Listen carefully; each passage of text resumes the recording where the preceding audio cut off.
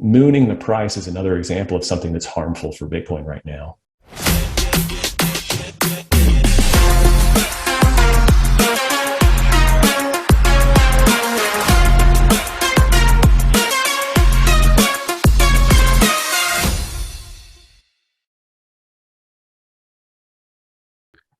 Hello and welcome back to Brittany Bits. Today we have Derek Moore joining us. I'm so excited to have you on the show, Derek. How are you doing today?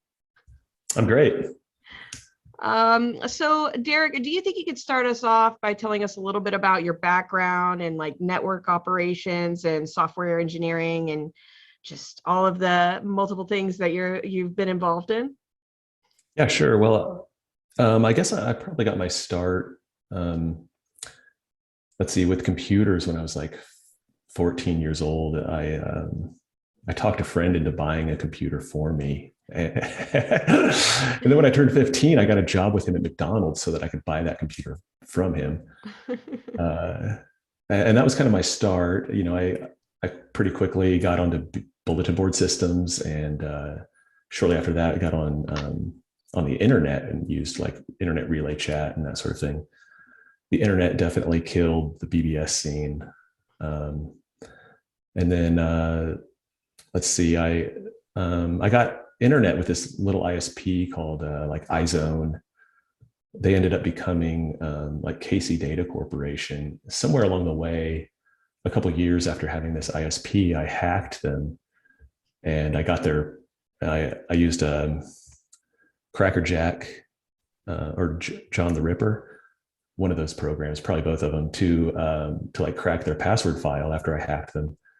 And I had like 600 usernames and passwords.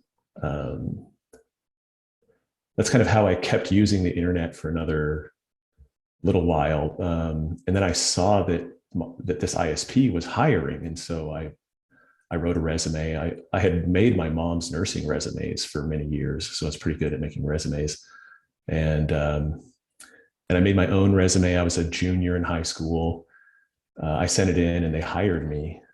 So I had a first interview, I guess on a Friday. Over the weekend, I went to a Tool concert and I saw the guy that interviewed me. And then that Monday I had a second interview. And in my second interview, I handed over this password database that I'd been using for a while. And I also like rechecked, and they were still hackable in the original manner from like a year and a half ago. So I actually re-cracked them while I was at that Tool concert so that I would have it. While you were at the concert? Yeah, I mean, my computers were running, cracking the passwords. I had like 3 computers running, cracking different portions of the password file. Wow. And then I handed over a fresh sort of password list in my second interview as just like, hey, like, let me tell you how I did this. I just want you to know I can do stuff. Of course, I'm looking for like my foot in the door. I would like to be, you know, working in your knock, but who am I? I'm a high schooler. Like, let me start in tech support. I guess that was a really risky move, and they had a debate for a long time if they would hire this kid that handed over their password file during an interview. But they hired me, and I got my start. So that was like 1997. I got my first professional job this summer after my junior year of high school. So wow. I did work co-op my senior year. I did like band, PE, jazz band, teacher's assistant, and then I would go to school at lunch. Or I mean, I would go to work at lunch. I would leave school and go to work at lunch. And then I'd work till like 10 p.m. and then I would, you know, my day would start over. So I kind of skipped college and I went straight into the industry working for internet service providers. Since then, I've had a long career in telecommunications, internet service providers, and startups. You know, I'm Generation Y, millennial, like early millennial, cusp millennial, perhaps. I reject Generation X, but maybe the people a year or two ahead of me are Gen X. I don't know. So I got to getting started early. I got to witness the dot-com boom and the dot-com collapse while all my friends were sort of insulated by college. Right. So I sort of like, whatever, lived that wave. I lived the ride up, and I saw it become stagnant, and then I lived the crash. And you know, I didn't move around. A lot of my friends were moving around for like $20,000 raises every 6 months. I wanted to kind of stay in Kansas City. So, I mean, making $40,000 a year right out of high school is pretty cool. Yeah. But I didn't advance my salary like quite like some of my friends did. But in any case, like the dot-com collapse happened, and everyone lost their job, and then suddenly I'm this like kid with 2 years of experience, who's competing with all the 30 and 40-year-olds. So it became very difficult to find a job. Oh man. I was too stubborn to like go back to McDonald's. So Who could blame you? right. So I kind of wrote out unemployment, and then became entrepreneurial, did my own thing. I ran a weekly newspaper for a summer, and I ousted people from government who were, exonerating police officers that killed Black kids in the line of duty. That I kind of parlayed that into a club that I ran for almost 3 years called the Stray Cat. So that was like a multi-purpose venue and art gallery, pretty large. It was like a storefront with a main hall and a mezzanine, and we were an all ages club, and we would put on any kind of show. We had a very open door policy. A lot of places in town can feel very exclusive, or you got to be in this little clique. We were sort of an anti-clique establishment, or we were trying to bring in all of the cliques, however you want to look at it. So as that kind of wound down, we knew we were like this building's last hope. We were in like a 107-year-old building that was built by D.D. Swearingen, this cattle tycoon from Texas. He was the last cattle rancher to use the free range drives to bring cattle up to Kansas City. Actually, the movie Deadwood is about his cousin Al Swearingen in Deadwood, Arizona. The crime boss of Deadwood was Al Swearingen, but his cousin Dee was over in Texas raising cattle and having this really nice building, 3-story building in Kansas City. So we were this building's last hurrah, and our building was condemned and torn down for an arena that has mostly been like a music venue and a basketball. We do like Big Ten basketball tournament here or something. I don't know what the number is. Big 12, big something, big number. It's like college basketball. Anyway, so it's been like they tore down a small music venue to build a very large music venue. And that's about when I got back into tech. It was about 2005, 2006. That was kind of like the time where you were just sort of finding yourself and doing my own thing. Yeah. Or being really entrepreneurial, like making creative chaos, blowing people's minds. I try to always blow people's minds, but I don't know. That's kind of one of the first opportunities I had to really do it publicly. I don't know. And then, so getting back into tech in 2005, 2006, tech started warming up. And I would say tech has been booming since 2010, and we may still be booming. I don't know if this dot-com collapse will ever happen again, but I might have a little bit of PTSD from it, just because I saw it the first time. Hopefully I'll be like one of the older, more employable folks if it happens again. But fingers crossed that they've like solved all those economic issues and they can just like collapse micro bubbles instead of collapse one huge bubble. Right. But how did this move you into Bitcoin? So when did you like get involved with Bitcoin and let's see. Well, I probably learned of Bitcoin from Slashdot in an early announcement. I don't know that I gave it a lot of credit initially because I'm a very technical person. I could read the white paper. It was obvious the white paper doesn't cover a lot, but the white paper explained that Bitcoin is a mass surveillance system. So from the get-go, I was like not very interested in it. I wouldn't have called myself a cypherpunk, but maybe like a hacker elite, or I was very much into like hacker culture. Right. And it's very technical in terms of like, being able to trace packets on the internet or trace access in Unix throughout Unix systems or whatever. So it's very apparent that Bitcoin was meant to be a traceable system. It may, it does firewall identity from transactions as explained in the white paper, but But if you and I mean, I know you're Brittany, and if you use your wallet with me, I know that that's a Brittany address, right? So you Right. have the firewall does not exist in that case. Right. And in my opinion, um, Bitcoin needs privacy, especially from your peers, right? If I'm going to pay my neighbor for mowing my lawn or for getting me pizza, he doesn't need to know my financial past or my financial future. So I actually do something kind of weird, and I transfer money. I transfer Bitcoin to Coinbase, and then I pay people from Coinbase, and I use kind of Coinbase as a mixer. I don't want people seeing my wallets.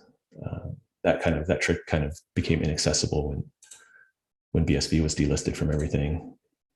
So there might be like a few BSV wallets I expose, but actually I probably use BSV a lot less than BTC.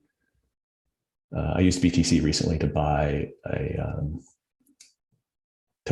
a vase made by a glass artist. So I don't know. I'm really interested in using this stuff for like real purposes. Some people, refuse BSV, so I'll use whatever they accept. So you Anyway, try to use BSV as a first line of offering there, bartering trade. Like, oh, I've got BSV, but if they don't, then it's like, okay, well, I do have some BTC or something like that. yeah, or I mean, those are the two I go for: BSV and BTC.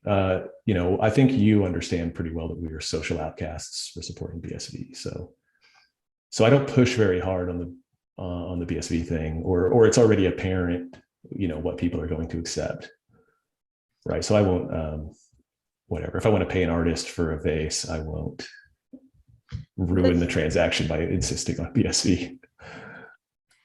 Yeah, and I'm mostly involved in the BSV space. I understand everything from everybody else's perspective Yeah, outside of the space. And I think that's kind of what is unique about me from a BSV standpoint, is that I can understand everything else, but I'm still over here and I'm like, this is the position that I've decided for on. sure. Right. I mean, it's definitely the most, in my opinion, yeah, it's definitely the most usable form of Bitcoin, but it's by no means the most popular. So I'll meet people wherever they're at. Right. I guess. Yeah. So what kind of what have you been working on recently? Like what projects are you involved in right now? What's going on in Derek Moore's world? What is Derek working on? Mostly, I guess, my professional work. I Mm. work on a streaming data storage system called Prevega. The website's prevega.io. It's a project that we've housed a year ago with the Cloud Native Computing Foundation. The CNCF is part of the Linux Foundation. So it's like a sub foundation of the Linux Foundation. It's where Kubernetes is developed. Kubernetes is like a declarative cluster management system, or a declarative like application deployment environment. Mm. It's a little bit like a layer on top of Linux, so that you can create manifests and automation around how an application deploys and scales, and then you can kind of tell this framework, like, here's my application, deploy it for me, scale it up for me, scale it down for me, and then the system will have like all of the awareness of itself to do that for you. So the storage platform I work on, Prevega, is kind of implemented to be Kubernetes native. That gives us sort of a really easy and scalable deployment strategy that the rest of the world can know about. I know I'm throwing out a bunch of like terms that very few people will know, but anyway, that's kind of what most of what I'm doing lately. I have a vision for some of this work. This is maybe very large scale distributed consensus based storage system. Mm. So it can scale horizontally to meet sort of increasing ingestion rates. That's one of the reasons it's Kubernetes native. If you've got all these data streams coming into it and suddenly you need to scale it from like 12 nodes to 16 nodes to 50 nodes to 120 nodes, you'll be able to do that as your system grows. And there's an aspect of Bitcoin where that sort of like a distributed system for maintaining the Bitcoin nodes is missing.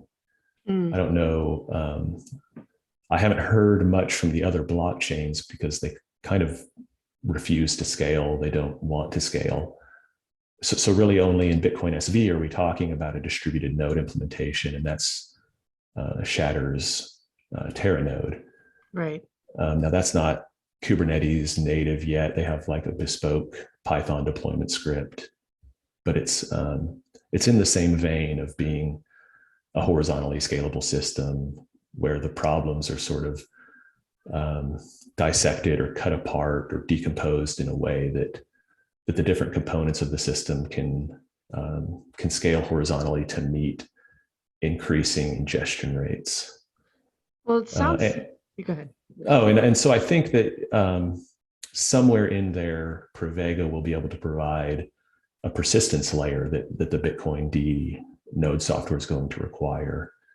As you have like transactions streaming into the mempool, as you have blocks streaming into the node, you're going to need to like sort of capture this data and then process it asynchronously. And that's kind of the storage engine that I work on, has those capabilities. And Bitcoin is going to need that stuff very soon. I agree. There's been a little bit of a heated debate about, miners continuously storing data infinitum, and others, are pointing to the tragedy of the commons argument. And, right. With your background in digital storage, with what you're trying to work on and everything, sounds like you're trying to almost spearhead the potential problems that we could be seeing with the implementation of like Terranode. So Terranode is obviously going to be a great thing for the ecosystem, the infrastructure. But one of the things that I foresee becoming an issue later on is that as block sizes get bigger and bigger and bigger, and we're talking maybe terabyte size blocks later on, there may need to be a very delicate balancing act between prices on technology and how quickly technology is moving forward and how much data we're being able to store at reasonable costs, and sure, balancing that with storing data in the first place. Right. Well, I mean, I've spoken on this quite a bit, so maybe I'll mostly repeat myself here, but the way I see it, the miners, they onboard each other by sending each other the entire block history. And if you think about it in that way, like if I'm an established miner and I have a sort of worst case scenario, how do I become an established miner again? So my worst case scenario is like total data loss.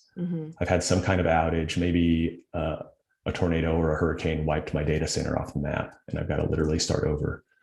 Well, so I'm an established miner, I'm Tau, and I'm publicly traded, and I'm in Canada, and an earthquake destroys my facilities.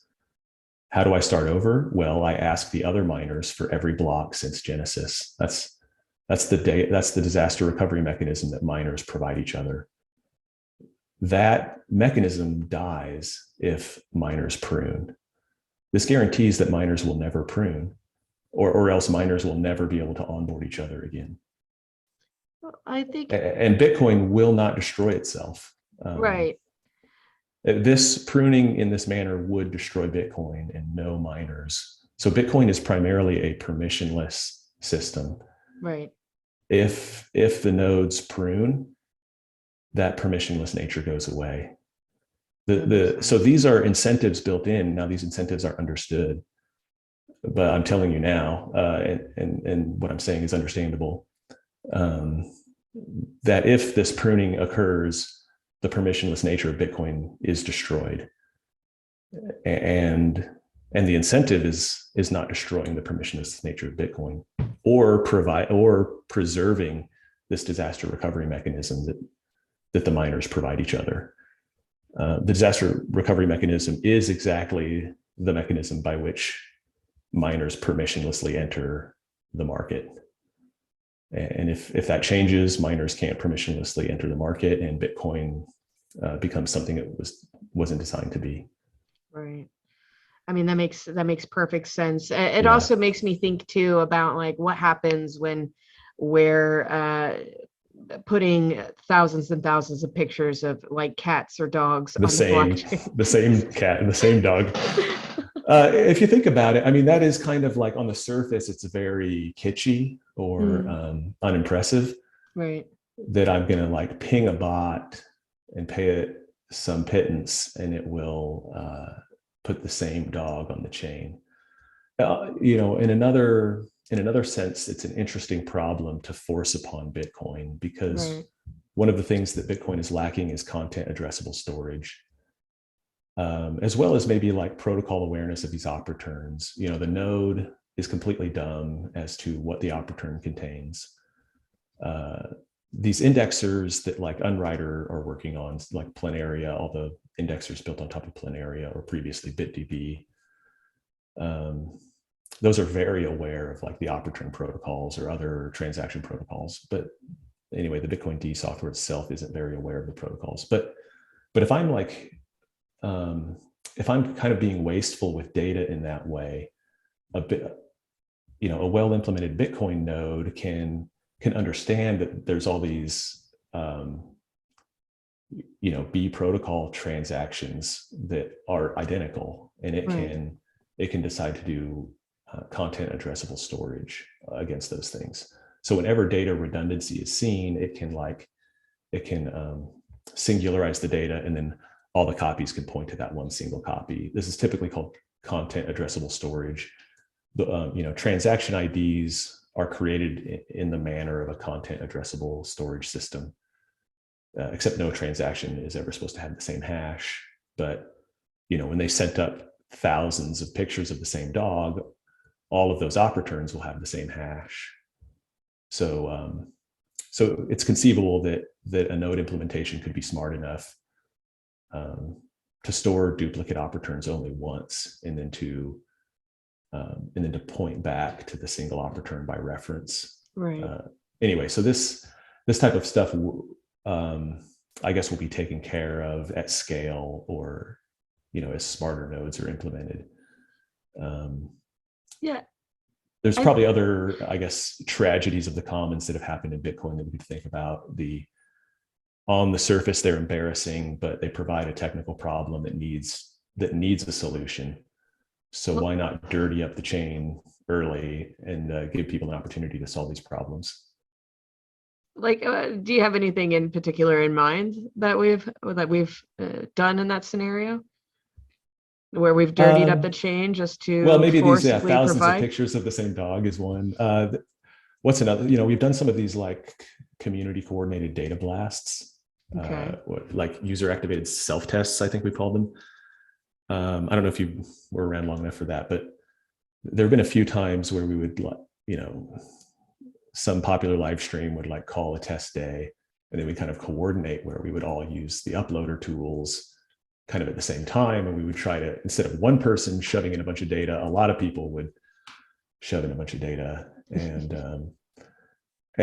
I would always curate what I wanted to preserve. Like, I have a few ongoing projects in terms of like data preservation. One of them I call the Library of Alexandria 2.0. The other one I call the Bitcoin Film Festival. And the Bitcoin Film Festival is really like an extension of this, second Library of Alexandria. But the idea is like the blockchain is this permanent data store. It's replicated on all continents. This version of the Library of Alexandria cannot burn down. It will, if Bitcoin survives with humanity, this library will survive with humanity. So anyway, in all of the data blasts that I've kind of promoted or participated in, I was always sort of curating content for this Library of Alexandria, but other people weren't giving a crap, and they were like uploading junk.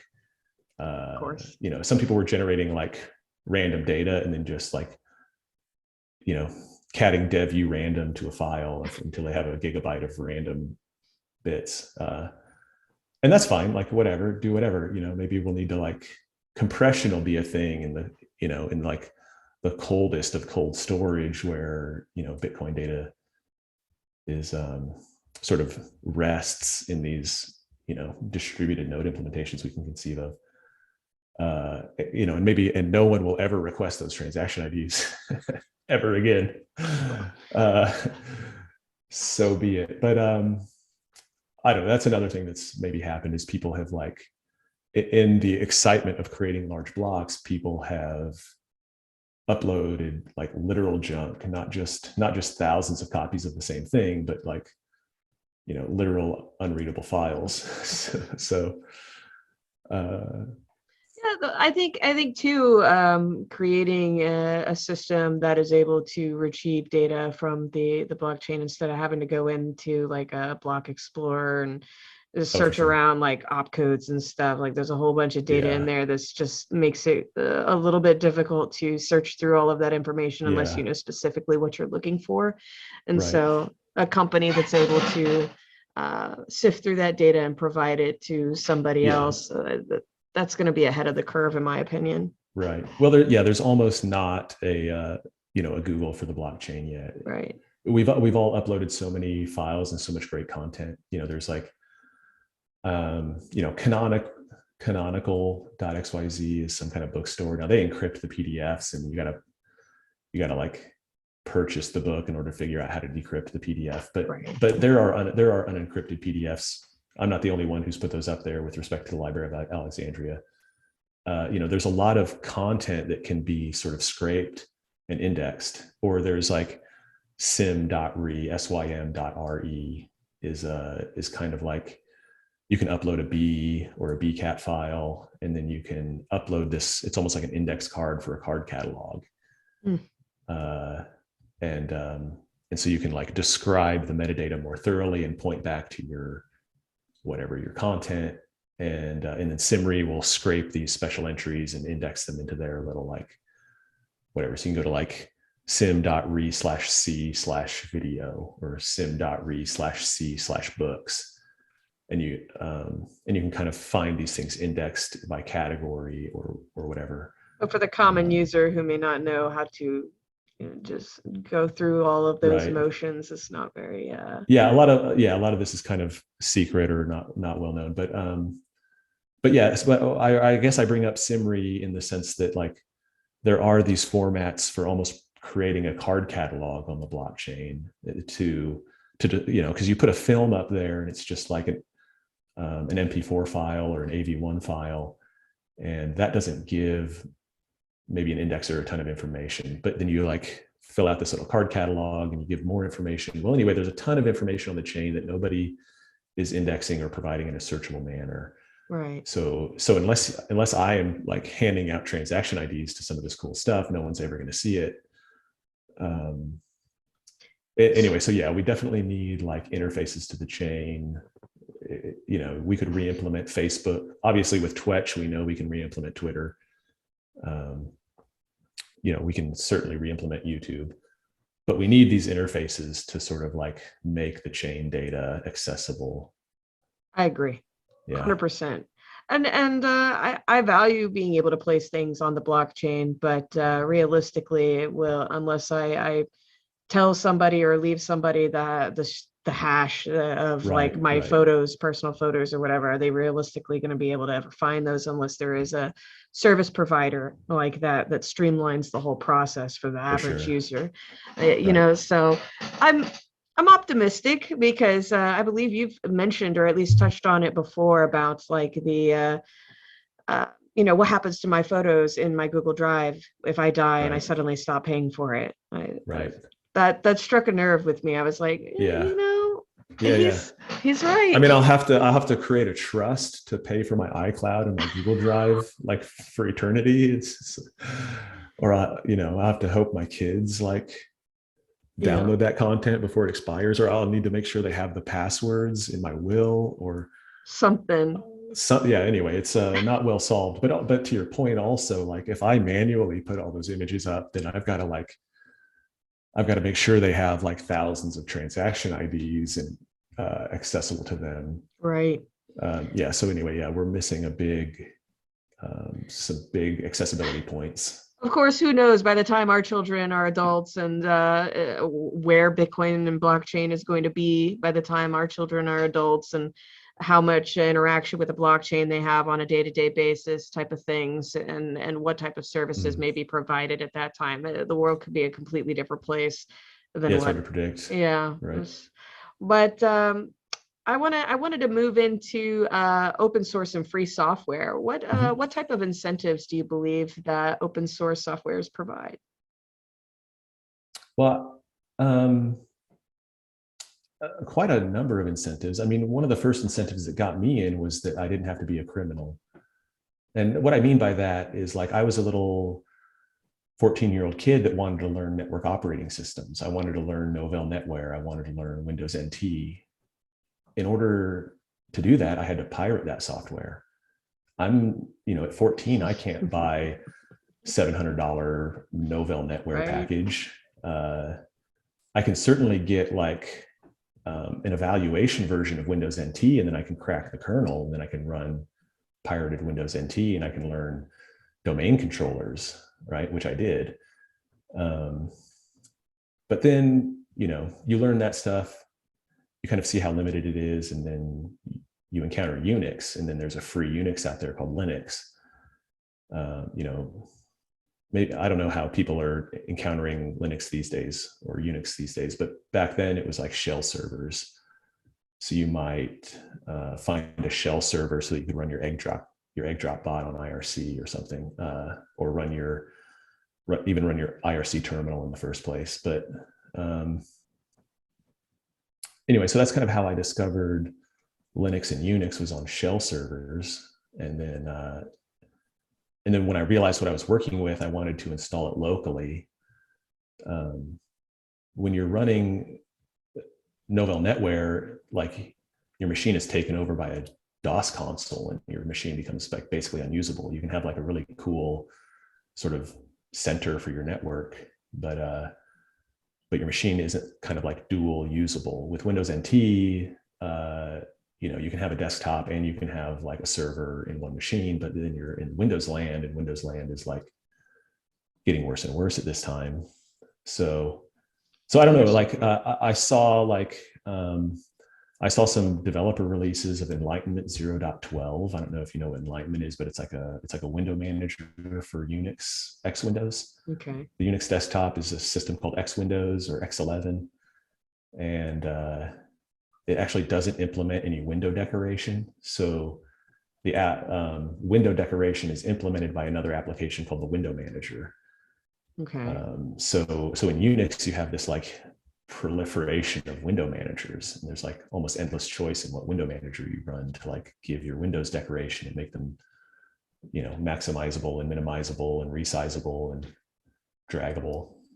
That's all done by your window manager. And Enlightenment DR12 was some insane window manager that like made your desktop look like something out of the movie Aliens. And at the time, I was really into like modding my Windows desktop with something called Lightstep. So the Windows desktop boots into something called Explorer.exe. You can replace Explorer.exe with your own thing. I would replace it with something called Lightstep, and then I would be in Photoshop.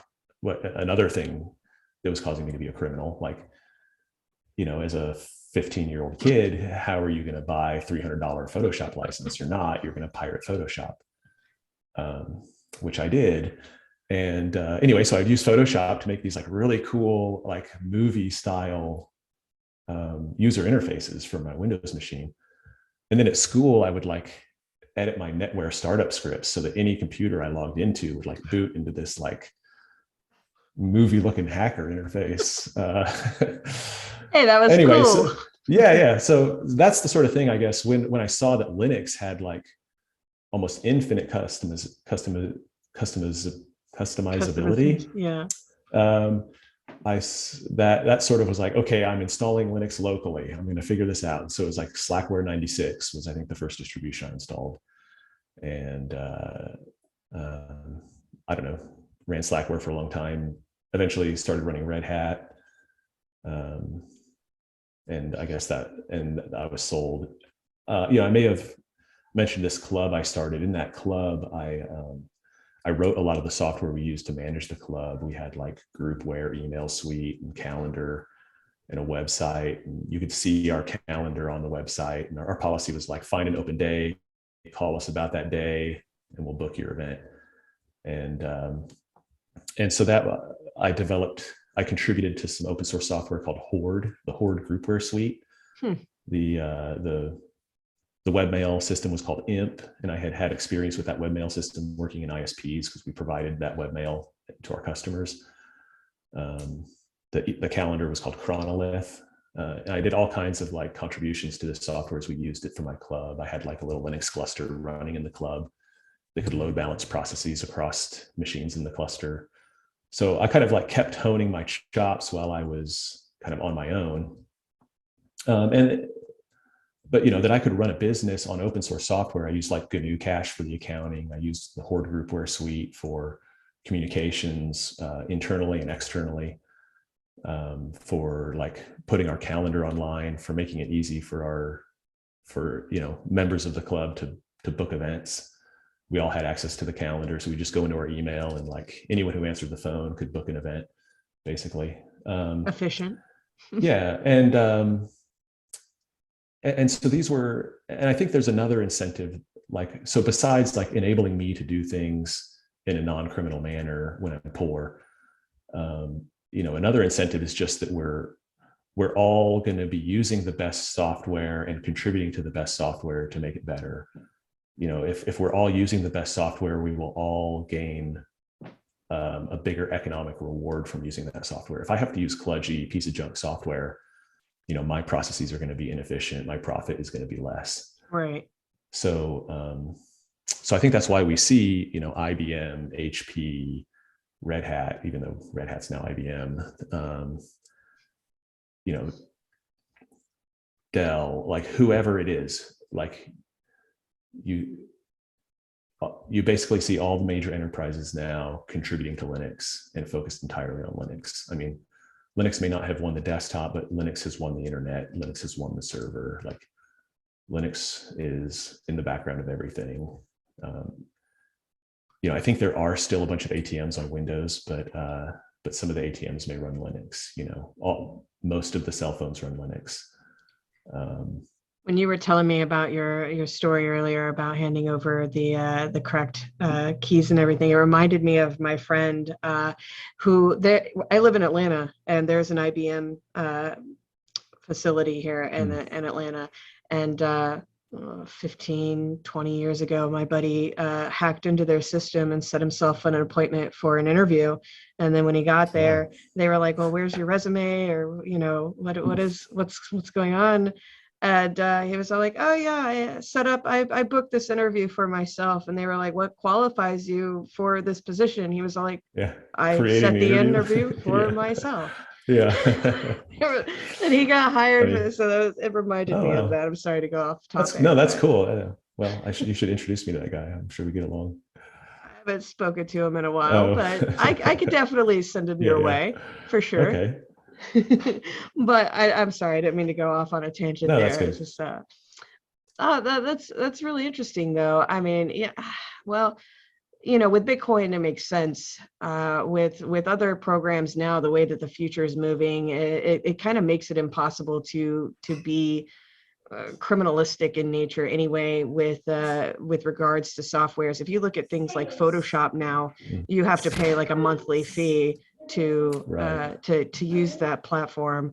You can't just buy the software anymore or pirate it out or whatever. It makes it a little bit more difficult. Yeah, the subscription model is, I think, done on purpose as a blocker to a lot of that. Now, I think there are still groups that can like crack the subscription checks.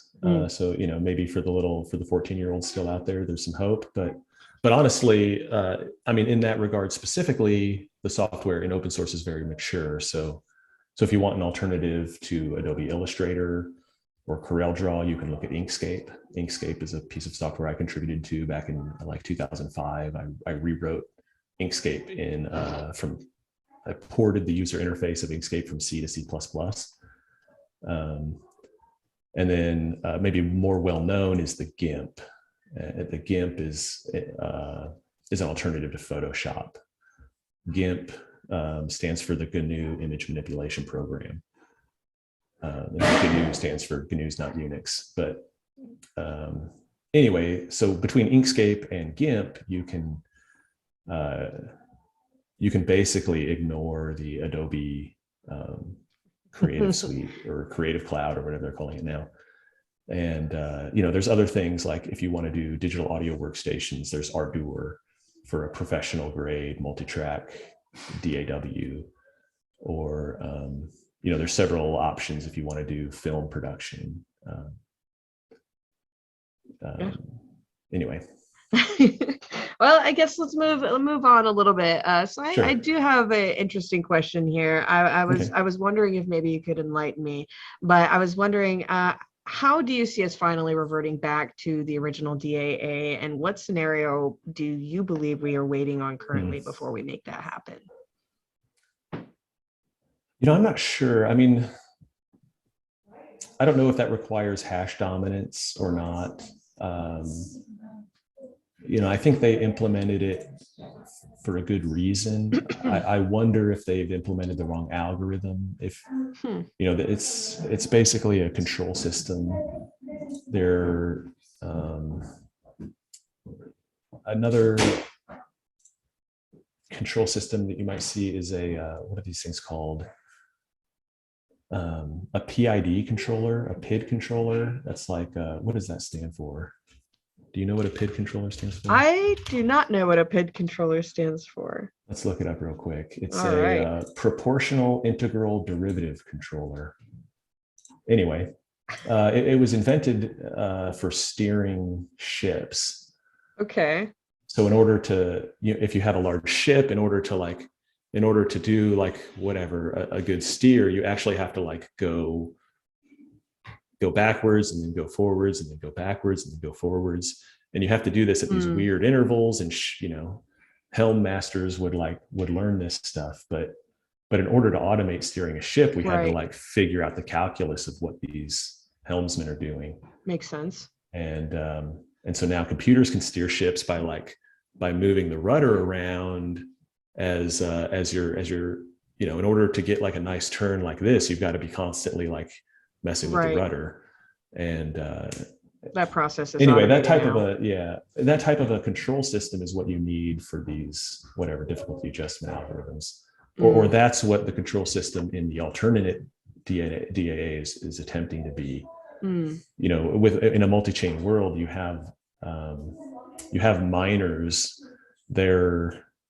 Their hash power may be compatible with a bunch of chains, and certain chains at certain times are most profitable. So they're going to want to like flee BTC and go over to BCH, or flee BCH and go to BSV, right? But in any case, what they're doing is they're rapidly switching between chains. And so as this hash power sort of like flies around the map, you need to be able to like adjust and readjust these difficulty settings, I guess, to achieve like 10 minutes on average. Now we might actually see like a bunch of transaction or a bunch of blocks come out really quickly, and then the thing adjusts, and then we go like an hour without a block. Now, still on a large scale, we're getting like 10 minutes on average, but when you look at it on a small scale, it doesn't really look like that.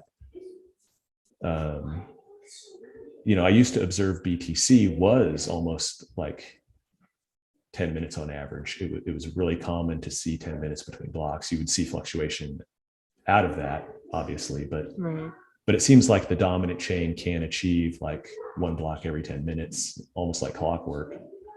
Whereas these other chains, so anyway, I guess I say all that because it might have been a hasty decision to implement whatever they implemented, and a real control systems expert or a real operations researcher might be able to come in with an actual algorithm that works.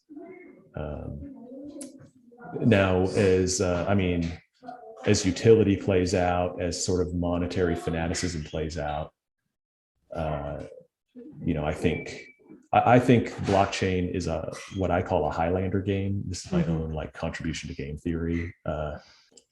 Hash power dominance may be the key to getting the original DAA. Right. And then I was going to say that like I think like utility and monetary and this monetary stuff plays into some Highlander game that I think favors Bitcoin SV. Absolutely. But, and will lead to like one chain being dominant. So I off the cuff here, what is your opinion on Craig Wright and being Satoshi and all of that? Oh, sure. I mean, I guess we are recording. Yeah. So let me think. Uh, I guess I don't care too much. I've known some core developers, and since the beginning of Bitcoin, I've sort of interrogated them for their position. I've had my own position, like I said earlier, like from the first time I read the white paper, I was like, oh, this is a mass surveillance system. That makes sense. Like, I will be very careful when I use this. Right. My friends, I worked with Luke Dash Jr. professionally before he was a Bitcoin developer. He and I built automated speech recognition systems together. We built like telecommunications platforms together. We built voice XML browsers together. So we would create robots, and then a call center would get laid off. I'm sorry, call center folks, but that's what we did. And so I had a good working relationship with him. He's a very bright guy. He's kind of an activist at heart. Like, he lives his life as a way to, like, I guess, encompass his morals, and I think that's very good. Like, I don't have to agree with someone's morals to respect that, I guess. But that's the life he lives, and I respect that, and he and I get along. And so, I knew, I guess, from the earliest days that he was working on Bitcoin mining software, and then eventually the Bitcoin node software. And I would ask him about it, and he didn't agree with me that it was a mass surveillance system. He, in my opinion, was part of the group of people that were deceived into thinking this thing was private. Now, he sort of changed his tune around 2014. But A lot of people were misled. yeah, for sure. But I had my own sort of original ideas about it, just from my own sort of technical acumen. And Craig Wright was one of the first people to sort of come out and echo some of the things I already knew or already felt about it, or would say things that I had totally no clue about. And then I would dig into it and be like, okay, this is super interesting. So I don't know. One of the first things he said was that, like, the curve that Bitcoin uses is capable of doing IBE, or identity-based encryption. And that's a type of public key infrastructure. It uses like a key distribution center instead of a key server.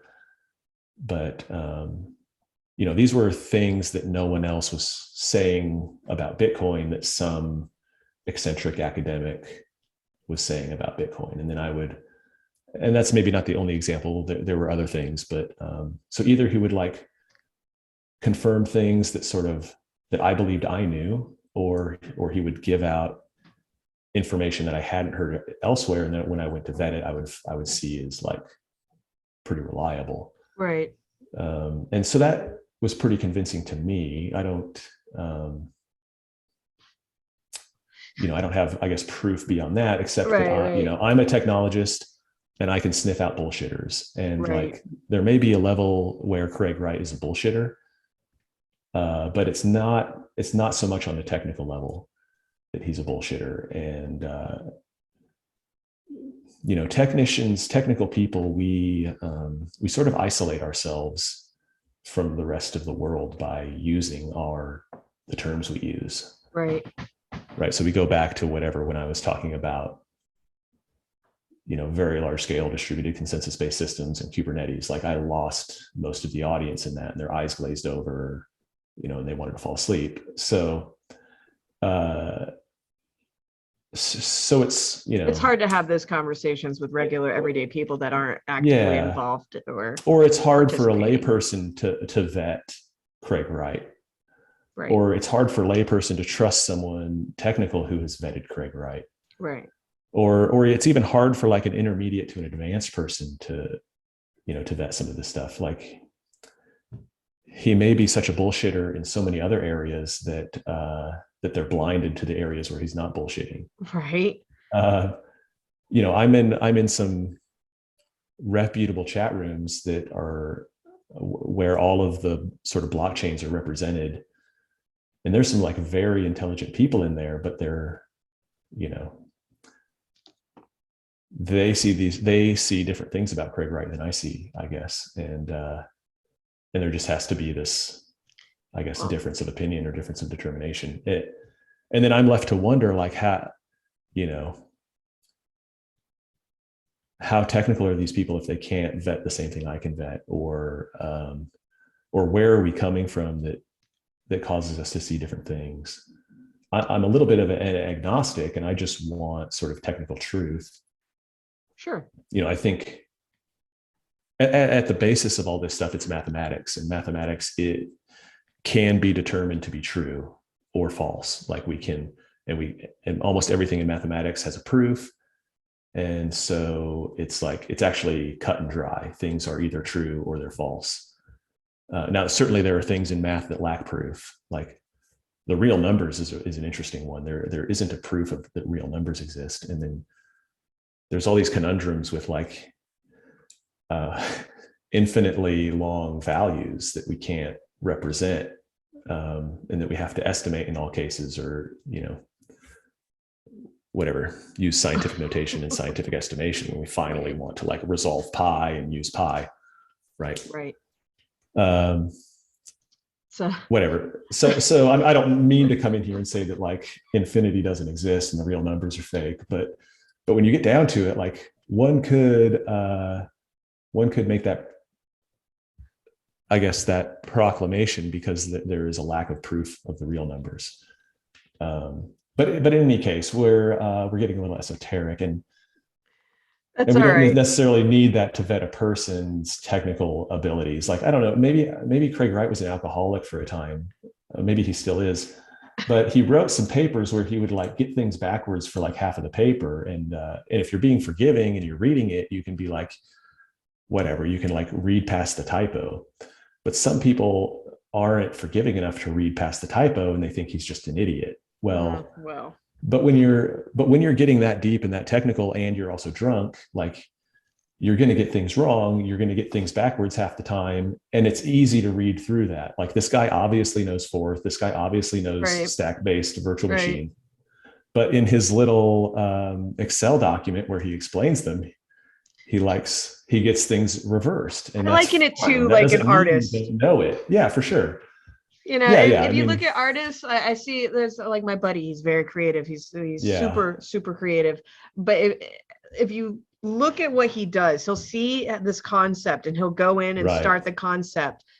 Yeah. And it's there and everybody else Right. can see the concept, but all the details aren't added in yet. And then it's like he Right. loses that momentum of the initial like I see what you mean. inspiration strike. Yeah. You know. And so it's like it just. And sits hopefully your there. friend's not an alcoholic, but yeah, He's any not. artist is better not an alcoholic. I mean, I hate Jackson Pollock. I do not think that's art. Jackson Pollock is not art, in my opinion. I mean, a lot of fine artists consider it fine art, but whatever. I mean, he was an alcoholic. He might have been better if he wasn't an alcoholic. This is what we got out of the alcoholic. This is what we have to live with. You know, people praise it and think it's great. I think it's trash. I wish, you know, Jackson Pollock hadn't been an alcoholic. Yeah. I just wish, you know, he had been a little more sober and done better work. But and we got trash out of him because he was always trashed. So you don't mince words. Yeah, Craig Wright, if you're watching this, you know, you're hanging around the wrong people. You should stop drinking. I don't know. I don't know if he's drinking. Let's we can move on a little bit. Sure. How do you believe Moore's law is Bitcoin's friend? How is Moore's law Bitcoin's friend? I wonder. You know, a big reason that the other chains don't want to scale is that they think Moore's law, projecting Moore's law and projecting chain growth shows that the chain becomes CPU bound. So what they're concerned about isn't so much the storage, but it's the processing time to re-verify the chain. If we let the chain grow sort of unconstrained, then it will take longer and longer for an onboarding miner to validate the chain to get from genesis to current. and their fear isn't so much storage capacity. Their fear is CPU power, because I literally have to go process each chain. I have to like identify all the transactions. I have to produce the transaction IDs for all those transactions. I have to reconstruct the Merkle tree. I have to validate the Merkle root. A transaction ID is not anywhere in the block. Right. I have to read the block. I have to read the transaction, and then I have to hash the transaction to get the transaction ID.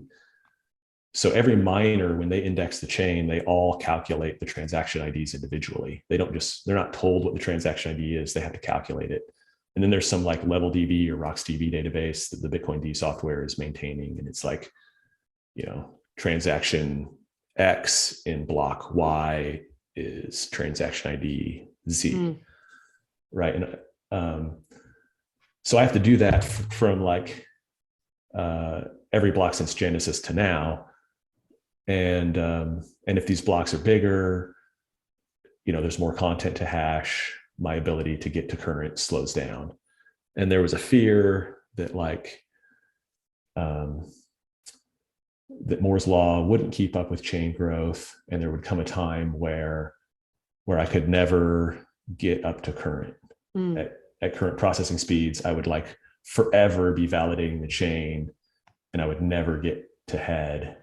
Right. Now this is all like fuzzy math, maybe even back of a napkin math that people are doing. There's a famous mic drop video where the guy is like, and you can't validate the chain, mic drop. And that's a total, I don't know if you know what I'm talking about, this mic drop video, but it was really popular at one time. It can still be found if you ask. I'm gonna have to look it up. Yeah, you can just ask for like the I don't know what it's called, but it's about this problem where if the chain grows unconstrained, we'll run out of CPU time to ever validate the chain. What a horrible reason not to scale. Yeah, well, so we have hit constraints in Moore's law with respect to its original definition. We do have to move into distributed systems. It's easier to proliferate CPU cores than it is to increase the speed of a single core. But if you decompose the problem correctly, you can get back to sort of horizontal scalability across cores.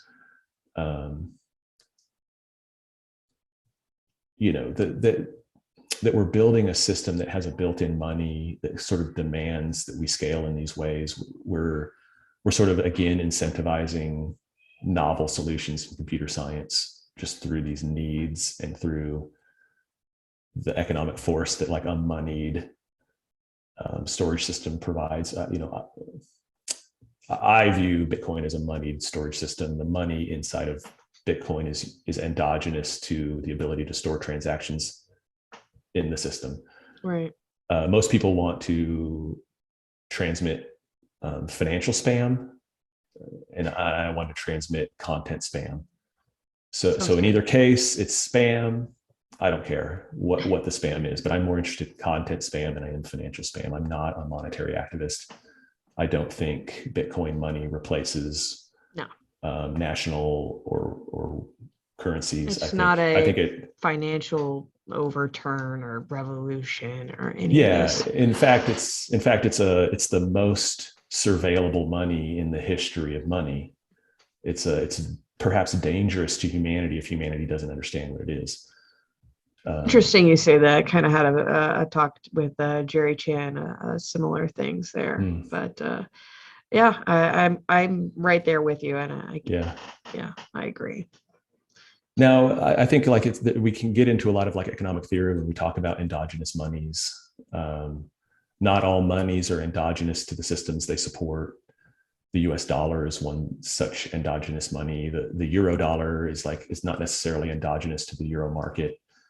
But anyway, this gets into like modern monetary theory versus loanable funds model versus monetary circuit theory.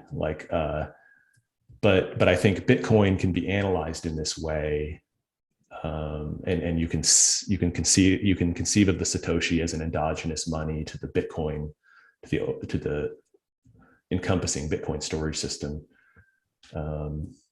It's one reason I I connected Craig Wright with who's that guy's name? The monetary circuit theory guy, Steve Keen. Steve Keen is like an Australian professor of economics. He used Marvin Minsky's math, economics math, to conceive of monetary circuit theory. Monetary circuit theory is a bunch of mathematical proofs that demonstrate that modern monetary theory is not off base. These proofs also show that the loanable funds model of economics is patently false, unworkable. The euro market is a loanable funds model. Iran's currency is a loanable funds model. Most currencies the world over use this system called loanable funds, or the loanable funds market. It does allow sort of like the entrenched aristocrats to remain aristocrats, but it's anyway, it's not a workable system. We need to get Steve Keen on here to really get into this stuff. But I hooked Craig Wright up with Steve Keen. They did a couple talks. It was on like the Bitcoin train. I don't know who is that dude. I suck so bad with names. I think he calls it the Bitcoin bridge now. Oh, John Southhurst. Yeah. So and then Mad in Melbourne? Who was that lady? Her Twitter handle was Mad in Melbourne. Anyway, they hooked up and did the actual interviews.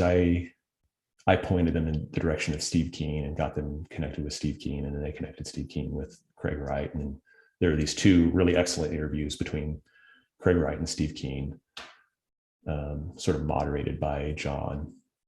Oh, very cool. And anyway, I hooked that up because I believe that these mathematical tools we have to understand money and economic systems can be deployed against Bitcoin to analyze Bitcoin. Well, that brings me into one of my next questions that I had for you, because recently you had responded to something that Craig had said on Twitter. We know that Craig's back on Twitter, and you said, quote here, "A CBDC will never use a blockchain. Please tell Craig this for me if you can. I can get him in touch with the US Fed CBDC working group and they can explain this to him." What did you mean by this statement? What was the thought process? So yeah, the Federal Reserve is like very misunderstood, mostly because there's a bunch of like nonsense misinformation out there about it. I watched enough dumb YouTube videos several years ago that when I was much younger, that I kind of just got fed up with like, what is this system really? How does it work? And so I just went to the United States Code and I read the section on the Federal Reserve System. I just read the US Code. And that actually defines what it is and tells you what it is. Like these YouTube videos have no clue. They're like rehashing a bunch of like obsolete conspiracy theory and perhaps even like racist sentiment. And there's basically like no truth whatsoever to what the layperson thinks about the Federal Reserve System. It's all in the US Code and it's available for anyone to read. Just go read it if you want to know. Stop watching YouTube videos. But the ledger software that the Federal Reserve uses is maintained by the Treasury. The Treasury's software development team is here in Kansas City at the Kansas City Federal Reserve Bank. Okay. So the Kansas City Federal Reserve also does all the stress testing for the system. So we do like the modeling of like worst case scenario, best case scenario. Where can the system fall over in the future? If the system can fall over, what are the remedies for the way it falls over? So there's a big sort of modern monetary theory research department at the University of Missouri, Kansas City that is tied in with the Fed. The Fed has provided very large cluster-based distributed systems like Greenplum databases or Spark processing clusters. And they're doing very big data workloads, analyzing the system as it is, analyzing the system as it could be in worst case scenarios. But separate from that sort of stress testing that they do here, they also maintain the information system that backs the Federal Reserve here. So I've known several developers in and out of that team. I've never been on that team myself. Maybe one of these days I'll interview and work on that team, but I haven't had that opportunity yet. There is a a CBDC working group within the Federal Reserve System. An FBI agent that my family uses as an accountant is on that working group. You know, they have enough resources. They have probably the most sophisticated ledger software ever implemented. So why use They will blockchain? just provide some public interface to what they have. There may be like open protocols, so these systems can be disconnected in a way. Uh-huh. You know, maybe you and I could like transfer US dollars peer to peer with our little like US dollar app that's tied into our bank account. You know, but there, obviously the IRS has validated or kind of given their blessing to stable coins. Like, you know, institutions may create stable coins on the blockchain if that's up their alley. Like, you know, Wells Fargo or MoneyGram, or, you know, I don't know. Right. I get that Western sentiment. Union. You know, maybe these people will create like corporate backed digital currencies, their versions of stable coins, but That I people, just okay. don't see, you know, there will be some protocols for like consumer to consumer transactions. There will be some protocols for like consumer to vendor transactions. There will be some protocols for like consumer to bank transactions, but none of this stuff will be on Bitcoin SVE. None of this stuff will be on XRP. I don't think it'll be on XRP either. Yeah, I mean, and it's not going to be on Bitcoin SV for the same reasons it's not going to be on XRP. It makes sense. Yeah, you know, they have all the resources they need. They don't need any of the protections of a public blockchain. It just Yeah. won't happen. They'll create their own standards for their own systems, and we'll interface with those. Well, kind of speaking more, touching more on the government, there's been a lot of talk recently in the EU and here in America about banning proof of work. And well, what are your thoughts on, I mean, regulations and politicians, all of these things move very, very slowly. So it could be years Mm-hmm. before we even actually see any type of fruit come from that, if something comes Mm-hmm. from it at all. But obviously, if they were to ban proof of work as a generalized blanket term, Mm. well, what do you think would happen with Bitcoin? I don't know. I guess I haven't heard about fears of proof of work itself being banned. I mean, I know proof of work was a terrible idea for fighting spam, and that's kind of one of the places proof of work comes from, at least in terms of the way it was popularized. You know, that was Adam Back's Hashcash that's cited in the white paper. I mean, I was there maintaining mail servers at the time, and what a terrible idea that I should like burn CPU in order to send an email. What might be cool is like is that I have to like tip this inbox with Bitcoin in order to get an entry if I'm not in the address book of the recipient. You know, maybe I don't know. I'd like to see like SMTP extensions so that I can force people to pay me for their spam. And that might be better than just like Hashcash, but I don't know. Maybe some jurisdictions would. I think maybe some jurisdictions have. I think maybe China has banned proof of work. Like, They're citing a lot haven't. of like environmentally damaging things because of Yeah, the energy consumption. right. So I think there might be like places that lack freedom where that might be able to be done. Like maybe that can be done in most of Europe. Certainly that's, I think, been done in China. I think miners have had to flee China. Yeah. Um, but I wonder how that would fly in America. It seems, you know, we tie everything back to freedom of speech. If I want to burn a bunch of energy so that I can speak Should just be like allowed all these to. leading zeros, yeah, then I think that might come down to like the freedom of speech. If I can Interesting. afford to create this special signature, how can you stop me from doing that? That'd be interesting to see freedom of speech be the thing that deciding factor in stopping any type of government regulation against proof of work. Very interesting I mean, I do concept. think, yeah, the rest of the world, I don't think Right, has our right. perspective, or I think you can get a really interesting take on the American perspective versus the worldly perspective when you talk to an Mm, Australian. Australians, absolutely. they're so tied up in the same popular culture that we're tied up in, but It's a different, they're subjects of the Queen, and they don't have a concept of freedom, and they think they're free enough, and then they think we have this weird American obsession with freedom. right. And then we see the difference in the way the two countries handled COVID, and we're like, well, maybe it was better to be over here. I don't know. For certainly the people that didn't die, maybe it was better to be over there. Um, who The knows? But grass then when is you think always about it greener, again, right? yeah, well, maybe so. Or I think we also have this problem. We live in I'll call it a gerontocracy. Um, that's like the word geriatric meets the word ocracy, right? So we live like the rule by old people. And Mm. these old people have amassed wealth, and they are refusing to let go of the reins of power. You know, did all the freak out over COVID happen so that these people could protect themselves from dying, so that they wouldn't lose this power and this wealth that they've accumulated? I don't know. I mean, I don't mean to be insensitive.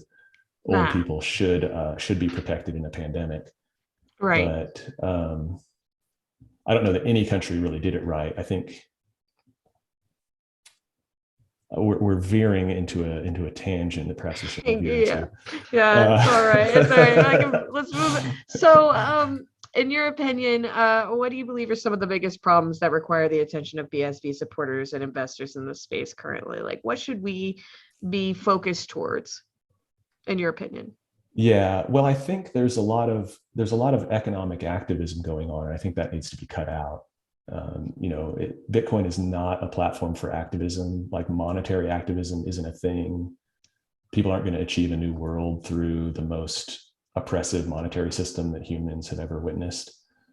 Um, But wouldn't you I say think Bitcoin inherently makes people or users more honest because there is only if this? they know, and at the present they don't know. Well, when I speak Um, about Bitcoin, I refer to BSV. Sure, and maybe people in BSV know, but actually, people in BSV tell themselves lies about privacy. They think that it becomes that we re-achieve privacy at scale, and that is not true. That's absolutely There's a false. fine line between privacy and anonymity, though. Sure, but Are you trying to say that like people are like fooling themselves into believing this the like maxi lie from BTC about anonymity, or are we specifically? no. I mean, I think you need a little bit of. However you achieve privacy, you need it in some manner. Um, I mean, Okay. whether we get back to the, I paid you for mowing my lawn, and suddenly you can see my online habits, Okay. and the portion of my wallet that Right. you got tied into, you can watch my economics moving forward. Right. Now, maybe not all neighbors are going to be that capable, but I'm your neighbor and I'm that capable.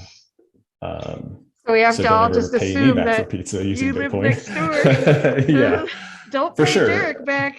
Just hand him Yeah, fiat. he'll know everything about you. Obviously, you can't maintain your anonymity when you're paying him back. Um, so, so I don't know. I Yeah. think, So what uh, should we be focused towards besides yeah. I think infrastructure is the big thing that's missing, or open applications. Like, mm, I mean, Twitch is a good example, I think, of an open application. Very few others have maybe implemented the Twitch protocol. I don't know of a lot of encryption that Twitch is doing. I don't think they've implemented a mechanism where no one else can send tweets, send Twitches. I do think mm. they sign their Twitches now. Originally, they didn't sign their Twitches. So if I want to So send out a signed Twitch, I obviously can't sign it the same way they sign it. They could discriminate on signed Twitches and only display Twitches that they've signed. mm, But I don't know that they're doing that currently. Um, we did a lot of good work early on around fundamental protocols that are needed to contain all this data. mhm. People have used mashups of those protocols to do things like Twitch. But I think we need competition in those spaces, and we need more of those user interfaces. Whether it's, we've had a lot of the monetary activism has I think distracted people towards monetizing things too early. And I think you can look at what's that video service, Streamanity. Streamanity, yeah. Yeah. So or whatever it was called before that, I forget. Streamanity is a hilarious name. You can think of like Silicon Valley and Bachmanity. Like, how do they?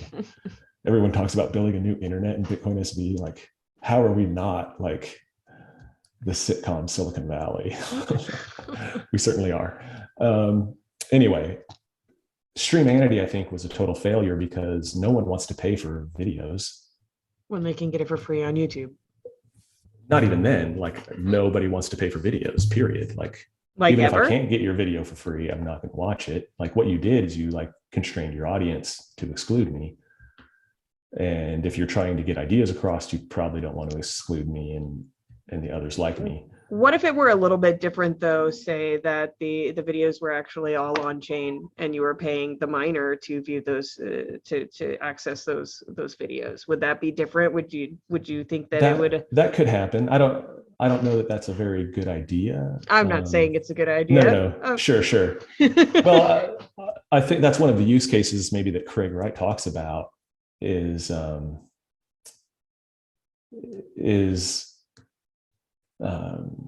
Bitcoin transaction can encompass a video frame, and that I can use, is it end lock time? Yeah. I can increment the transaction and replace it as I retrieve additional frames. And I basically sign a new check every time I request a new frame. So I could conceivably have this like payment channel open with my video streaming service, and we could increment this transaction as I retrieve the video. Then the last check I send them is sort of like the last frame they'll send me. When I hit stop, I stop sending them updated checks. They stop sending me updated frames, and I only pay for the portion of the movie that I watched. Right. Now, I think that's conceivable. Whether I do think there's a lot of like, with economic ignorance comes economic self-harm. And activists aren't thinking holistically, they're thinking ideologically. Sure. Ideological thinking will limit your viewpoints. You'll create sort of blank spots for yourself if you're thinking ideologically.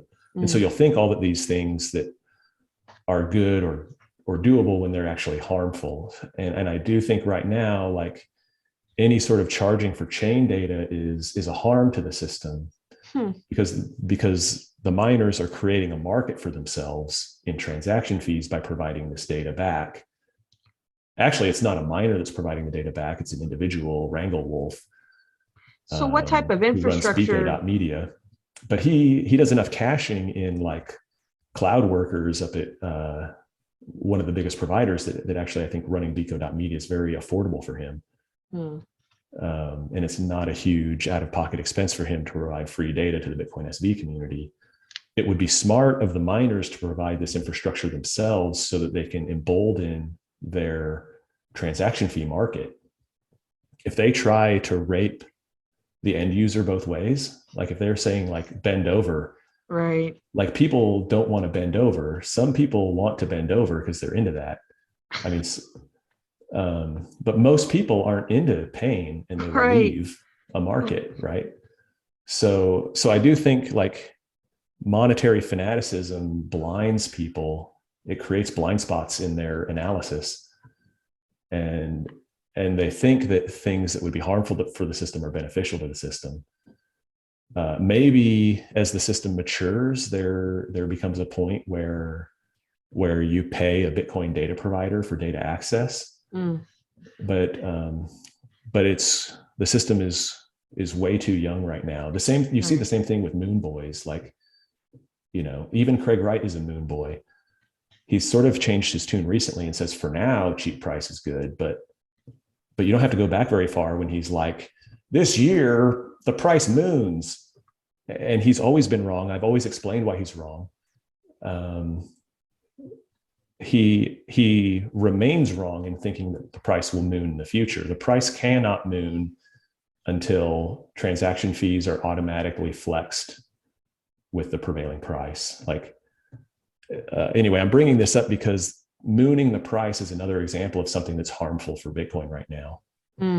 If price quadruples, data storage becomes 4 times as expensive. So now Bitcoin has priced itself out of the storage market. I would rather go establish a trust and pay for an S3 bucket for the rest of eternity than because I could actually afford to do that compared to the cost, to the expense that's in Bitcoin. That's an interesting concept. It's a very delicate system. It needs to be competitive with cloud storage. When I post data to the blockchain, I am literally prepaying hundreds or thousands of years of storage at equivalent prices. Right. So if that quadruples, suddenly I'm prepaying tens of thousands of years instead of thousands of years. Or if we look at BTC, I'm prepaying millions of years of an S3 bucket in order to store my financial spam forever. And who is anyone else to care about my financial spam? No one. Well, so if we're talking about pruning, like that's the shit that's going to get pruned. Right. Anyway, no, I don't know. Like, but again, in BTC, it can't get pruned, or else the chain destroys itself, and the chain won't destroy itself. So your financial spam is going to live forever. In any case. Definitely. Well, yeah. Derek, I wanted to go ahead and start wrapping this up, but I do want to. I'm glad that you're enjoying the conversation. No, it's been good. Yeah, time flew. Yeah. Well, we should let the viewers know that I totally flaked on you earlier. Oh no. And we're meeting late, and so thank you for your flexibility. I'm glad we got to do this. We should definitely do it again. I would love to. I would. Yeah. Yeah, I have to take my daughter to Taekwondo. No, for sure. Yeah, you do. It's time to get ready. But we could definitely pick this back up again at a later date and do another one of these. I've been for sure thoroughly enjoying. Yeah, we had that outage in the middle, and I don't know if we even like how that went, but we'll see. Yeah, I'm not sure. But I guess we'll go ahead and I'll ask one final question here, okay. And that is, what is one question I should have asked you, but I didn't get the chance to do it today? Oh, dang, I don't know. I did think about that because you gave me all these questions and I greenlit them all, but I couldn't think of the question for this one. So maybe like what was yesterday was Mardi Gras. Let me ask you a question. What'd you do for Mardi Gras? I played Minecraft with my kids. Oh, that's really cool. Nice. That's a lot of fun. That was my day. I don't get to go out. I'm a mother. I'm at home. Yeah. So. Yeah. Kansas City has a Mardi Gras tradition that I participate in. And we have a bunch of crews, and we have a crew called Crew de Prank, and there's a kids march that Crew de Prank puts on. Crew de Prank is the kids crew here in Kansas City. Very cool. Now that happened to I think a week before Mardi Gras, but yesterday for Mardi Gras, I towed like the largest float that our Mardi Gras parade has ever seen. And it was like the main stage at the parade after party. And so I had a big day yesterday, sort of like, you actually got out of the house. Yeah, I did. Yeah, I did. You went and did stuff in the world. I went and like created a party. It was fun. No, that's super cool. That's super cool. Yeah, I don't think we really celebrate Mardi Gras too much here, at least in Atlanta. I mean, even when I used to go hang out in the ATL, the parties and stuff, it didn't really. It's pretty wild down in New Orleans, but I imagine so. Yeah, Kansas City has a Mardi Gras tradition that's nearly as old as New Orleans tradition. Oh, not really as big at all, but I mean, if you go down there for New Year's, like New Year's in New Orleans feels like 4th of July anywhere else. Really, those people know how to party down there. But we did our partying yesterday, and it was a good time. That's fun. That's fun. Happy Mardi Gras to everybody, and to you and the rest of the world. Well, Derek, I really appreciate you coming on the show and chit-chatting with me for a while, answering all these questions and giving us your wealth of information. It's been a pleasure. I can't thank you. Yeah, well, thank you for having me. It's been great to meet you, and I hope to talk to you soon. Definitely. Well, with that being said, guys, that is going to wrap it up for us today. Please make sure to hit the like and subscribe button, and we'll see you next time. Bye-bye. Bye. Thank you for watching. Please make sure to like the video, subscribe to our channel, and leave a comment below. Share this video with a friend, and also follow us on Twitter at BrittanyBits.